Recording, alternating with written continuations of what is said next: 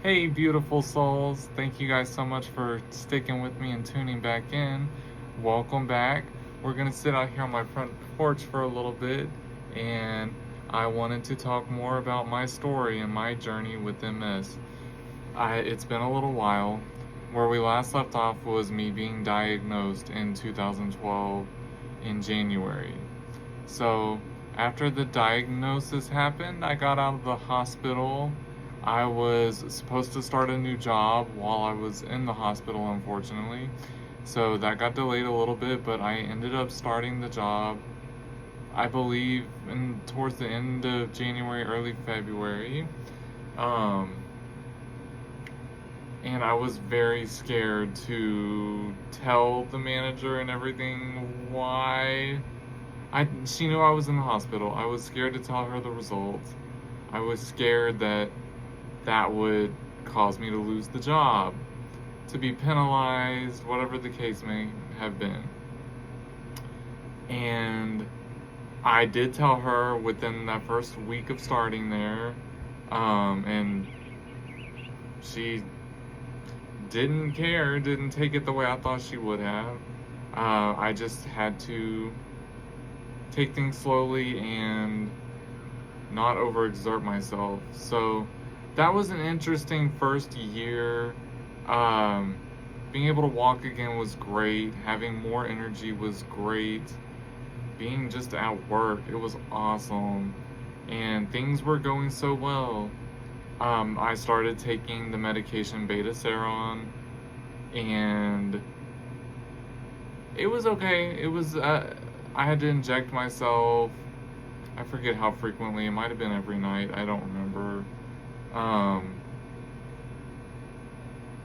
So that medication, essentially, if I'm remembering correctly, because that was so many years ago, I think Beta-Seron was like working to shut down your immune system and slow everything down by using interferons. I honestly don't remember exactly how it worked, and it didn't work. That's just it. And my neurologist, okay, so I think it was around August, I relapsed again, and I started noticing my walking was depleting and quickly, and my neurologist didn't want to do anything about it. And I was like, dude, I'm gonna need to go on Solumedrol again and to reverse this and fix this so that way I can at least have my walking back. And he was like, well, you're gonna have to check yourself into the hospital. And I was like, there's no other means to have that done. And he kept telling me, no, you have to go to the hospital. And I was like, dude, I can't afford to check myself into the hospital. That's like a 5-day period that I'm only gonna be there for that hour a day to get the infusion. And then I'm paying to just be there, and it's stupid. And he finally gave me a number for a company that was like an at-home nursing. They would send a nurse out to you, and she would give you the Solumedrol every day. Well, and then actually, I'll get to that.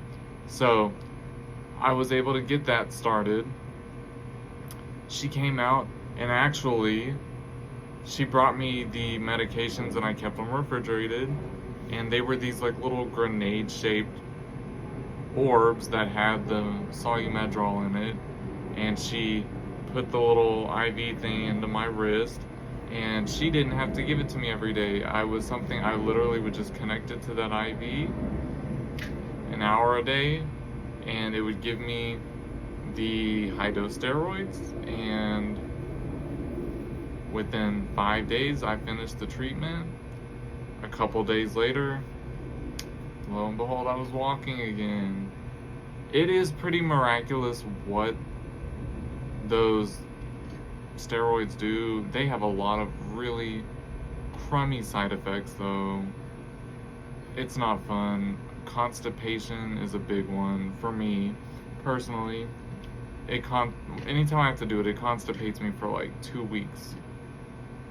Anyways, So I was out of work for about 2 or 3 weeks. Luckily, I had PTO. They were able to cash me out, and I got a paycheck for it because bills don't stop. And my neurologist was like, oh, I should have probably tested your blood and everything. Beta seron doesn't work for everybody. Thanks, dude. So that could have been avoided. You could have put me on Copaxone or something else. Those were like the two main medications at the time. Whatever. So that's basically it. The rest of the year, nothing eventful happened. I started doing a little more research because I was like, there's got to be more successful treatments out there. And I found my way to a neurologist in Brazil, I believe it was, who was treating his MS patients with high-dose vitamin D therapy. And I read up on it for a good amount of time, and I was like, you know what? It couldn't hurt. And it's all natural. So I found a high-dose vitamin D supplement that was 50,000 units a day, which was how much the neurologist down there was doing. And I started taking it. And I quit taking medication because of the negative thing I went through. And I have to tell you, I felt great. I felt amazing.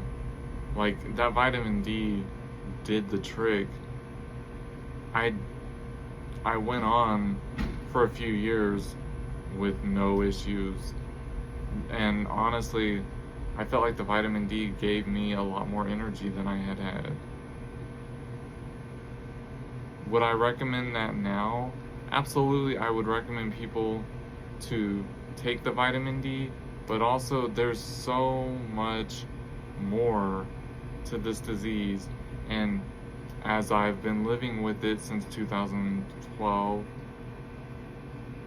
I learn more every single year. I learn new things every single day, just about. And I wish I had known back then what I know now, because maybe I wouldn't be in as bad of a position as I'm in currently. But all things are going to change and get better. I have faith that things are just going to look up. And you have to have faith with this disease. You have to have a positive attitude, and you have to have faith. There's going to be bad days, and plenty of them, but there's going to be some good days too. And if you're suffering with this disease, just know there are good days as well as the bad. Learn to count your blessings each and every day, that maybe something doesn't hurt quite as bad. You're walking a little bit better than you were the day before. The fact that you even woke up, just be thankful. That's one thing this disease has taught me, and that's subject for several more videos, is just the things I've learned since having this disease. It has changed my life, and honestly, I'm grateful for it, and it's been for the better. Stay tuned, everybody. We'll dive even deeper into my journey. I love and appreciate you all, and thank you for being here with me.